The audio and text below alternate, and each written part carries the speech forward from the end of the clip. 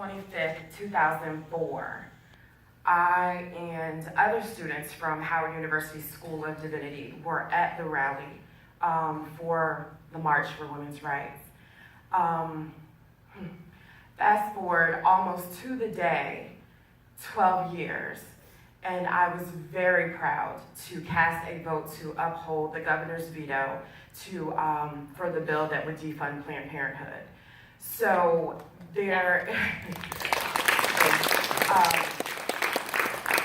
there's definitely a need for those of us that have the trajectory of advocacy and education to then take the leap into public service, so that we're sitting in the room in Richmond with 140 people that very few of them are doctors who are making medical decisions for women. I think what drives me is the glaring hypocrisy that I hear day in and day out in Richmond.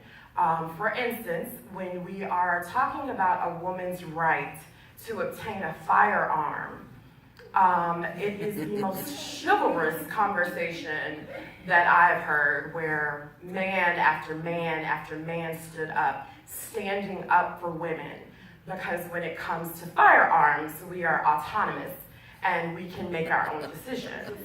But on the same day, when HB 1090 came up, miraculously we lost that autonomy and that ability to make our own decisions, and they wanted to make the decision for us by closing Planned Parenthood, or trying to.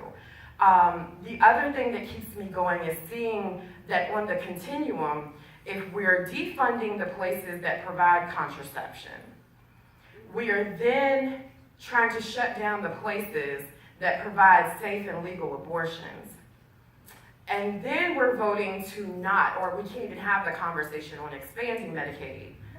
And then we are, we're giving our guidance counselors at high schools 350 kids that they have to take care of.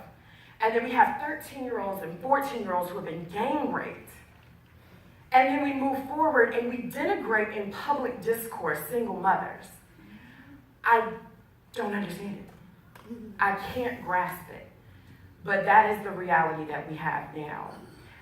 So I think that the pro-birth movement has taken a turn.